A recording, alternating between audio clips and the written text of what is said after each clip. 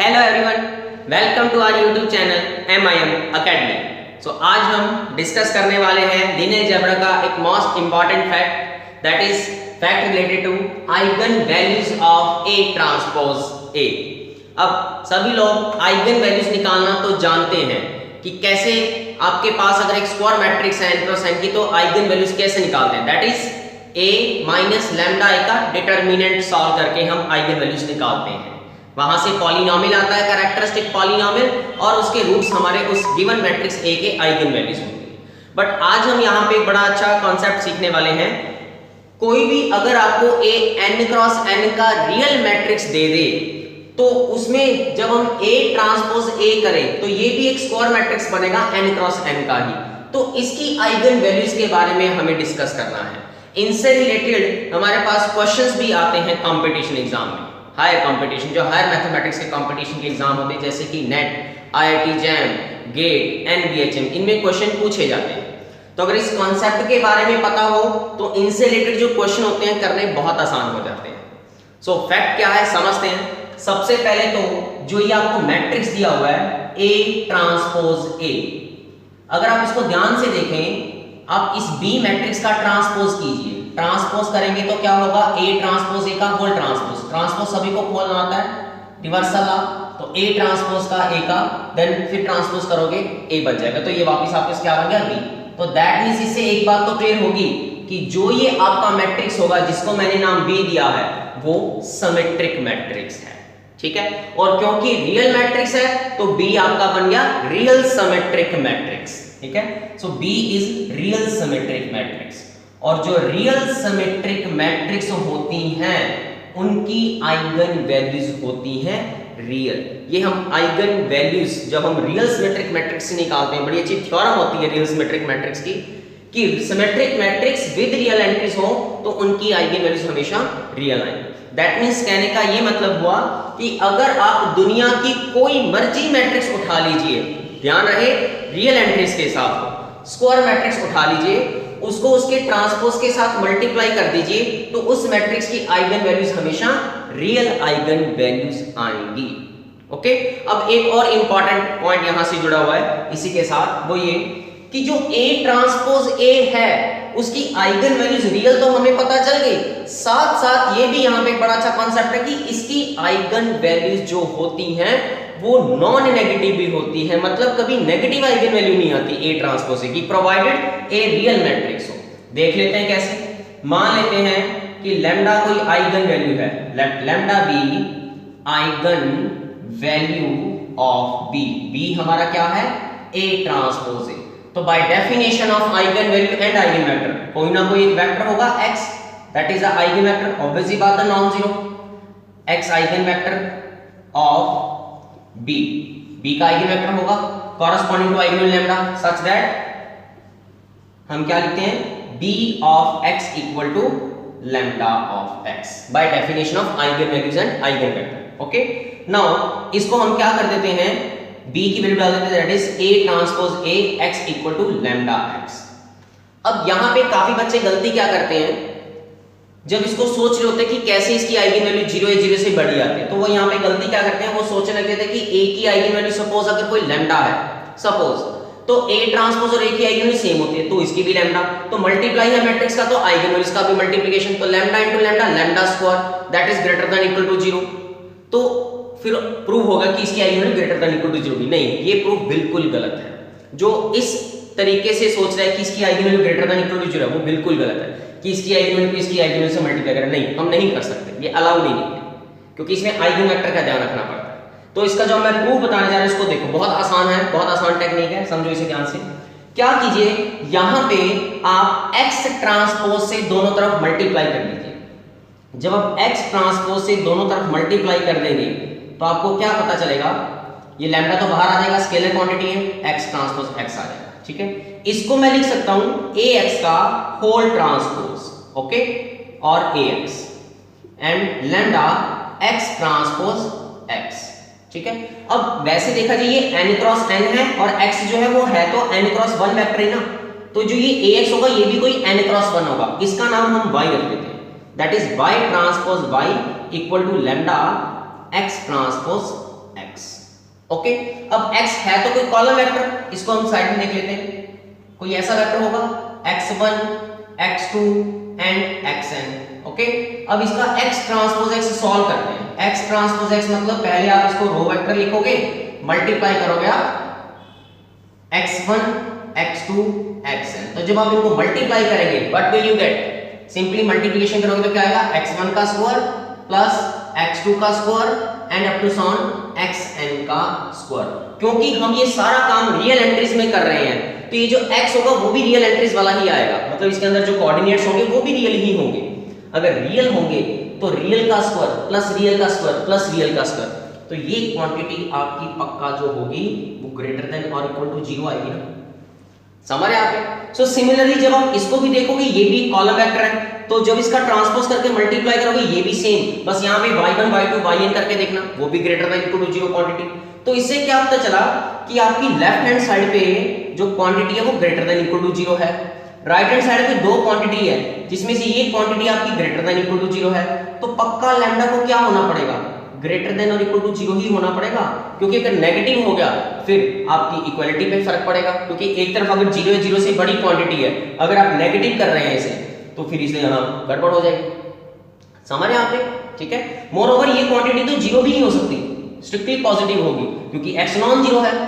अगर ये 0 हुआ तो सारे क्वांटिटी 0 फिर तो x 0 वेक्टर आ जाएगा, तो फिर तो स्ट्रिक्टली पॉजिटिव हुआ ना, तो स्ट्रिक्टली पॉजिटिव हो तो इसको तो ग्रेटर देन इक्वल टू 0 होना ही पड़ेगा ना। अगर ग्रेटर देन इक्वल टू 0 होगा तभी आपकी लेफ्ट हैंड साइड के साथ ये मैच करेगा, अदरवाइज फिर यहाँ नेगेटिव आ जाएगा, यहाँ greater than equal to 0, equality पे फर्क पड़ेगा।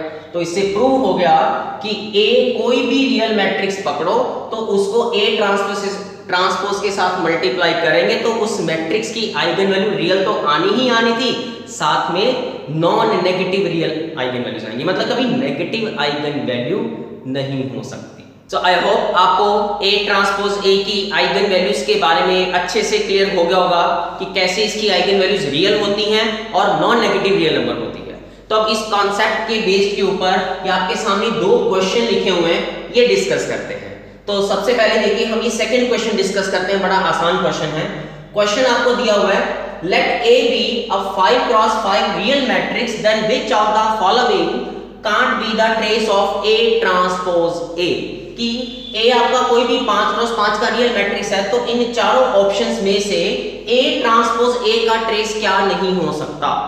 तो अब ये सभी लोग जानते हैं कि जब भी किसी मैट्रिक्स का ट्रेस निकालना होता है तो एक तरीका ये भी होता है कि उसकी आइगन वैल्यूज का सम कर लीजिए, ठीक है। तो अब A ट्रांसपोज A की आइगन वैल्यूज कितनी होगी? आनी तो ये 5 क्रॉस 5 की मैट्रिक्स है तो λ1 मान लेते हैं, λ2, λ3, λ4 एंड λ5, ये पांचों इसकी आइगन वैल्यूज है। और हमने जो भी कॉन्सेप्ट सीखा उससे क्लियर हो गया, इसकी जो भी आइगन वैल्यूज आएंगी वो सारी 0 या 0 से बड़ी आएंगी। तो ये पांचों की पांचों नंबर आपके 0 या 0 से बड़े आ रहे हैं, तो इसका जो ट्रेस होगा मतलब इसका जो सम होगा वो भी 0 या 0 से बड़ा ही आएगा।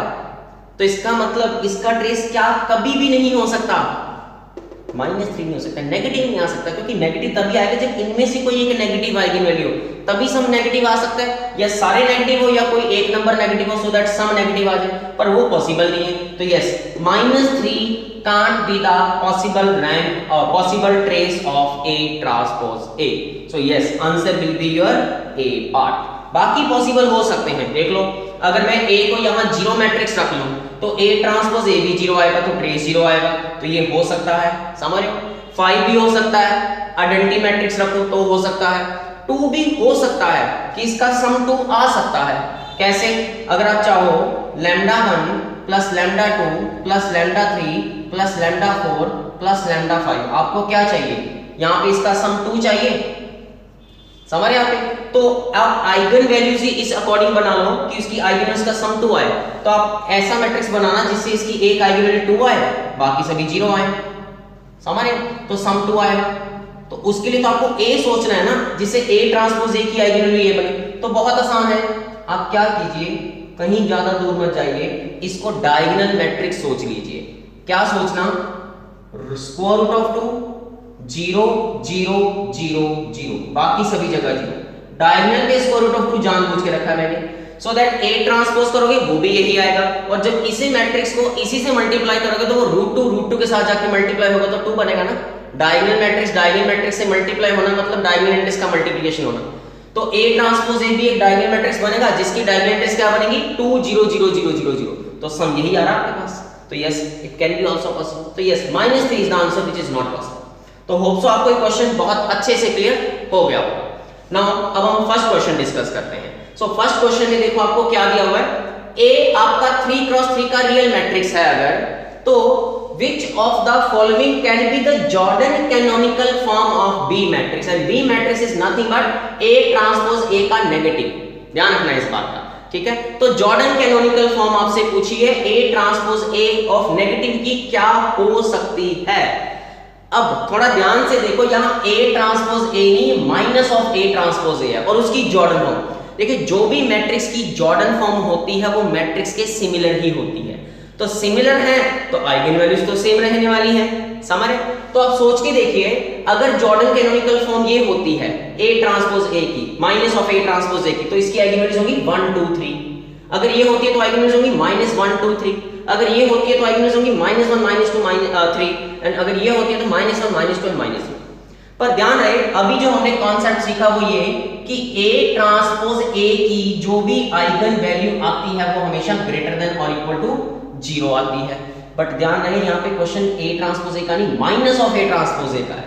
तो अगर आप माइनस करेंगे तो आइगन वैल्यू जो लैम्डा आनी थी वो क्या आ जाएगी माइनस लैम्डा। तो अगर lambda greater than equal to 0 तो माइनस लगने से लेस देन और इक्वल टू 0 आ जाएंगी। सो यस यहाँ पे वही जॉर्डन कैनोनिकल फॉर्म बनेगी इन चार ऑप्शंस में से जो आइगन वैल्यूज को सारी आइगन वैल्यूज 0 या 0 से कम देता हो। तो ये ऑप्शन तो हो ही नहीं सकता क्योंकि इसकी आइगन वैल्यूज तो सारी पॉजिटिव आ रही है। इसमें 2 पॉजिटिव आ रही है, एक भी पॉजिटिव अलाउड नहीं है, सारी 0 या 0 से छोटी होनी चाहिए क्योंकि माइनस लगा हुआ ना। सिमिलरली सी पार्ट में एक पॉजिटिव है, ये भी अलाउड नहीं है, तो बचा कौन सा option D part. So D part is the correct option. Yes a matrix can be possible whose Jordan canonical form of minus of A transpose A is this। बना सकते हो आप ये, समझ आप। मैं आपको एग्जांपल भी देता हूं, जैसे ये बनाया है 3 क्रॉस 3 में बना। 3 क्रॉस 3 में कैसा, आप एक मैट्रिक्स बनाना, स्क्वायर रूट ऑफ 1 रखना, स्क्वायर रूट ऑफ 2 रखना, स्क्वायर रूट ऑफ 3 रखना। आप समझ गए कि मैंने स्क्वायर रूट क्यों रखा, क्योंकि A ट्रांसपोज में भी यही बनना है। तो इसके ट्रांसपोज से जब मल्टीप्लाई करोगे तो वापस इसी से मल्टीप्लाई करना पड़ेगा, तो डायगोनल एंट्री से मल्टीप्लाई होना, तो 1 2 3 आएगा। तो A ट्रांसपोज A बनेगा जिसके डायगोनल मैट्रिक्स बनेगा 1 2 3। जॉर्डन फॉर्म डायगोनल मैट्रिक्स से सेम होती है, समझ आते। तो ये बन जाएगा आपको, और नेगेटिव लगाओगे तो माइनस आ जाएगा आपको। तो यस इट इज पॉसिबल। तो होप सो आपको ये कॉन्सेप्ट और उनसे रिलेटेड ये दोनों क्वेश्चन जो हमने डिस्कस किए आपको बहुत अच्छे से क्लियर हो गए। तो ऐसे ही अगर आप और इंटरेस्टिंग फैक्ट्स और इंटरेस्टिंग चीजें समझना चाहते हैं तो हमारा YouTube चैनल MIM अकेडमी को आप लाइक कीजिए, सब्सक्राइब कीजिए, आपको और ऐसे इंटरेस्टिंग फैक्ट्स देखने को मिलेंगे और वीडियोस मिलेंगे। So okay, thank you very much.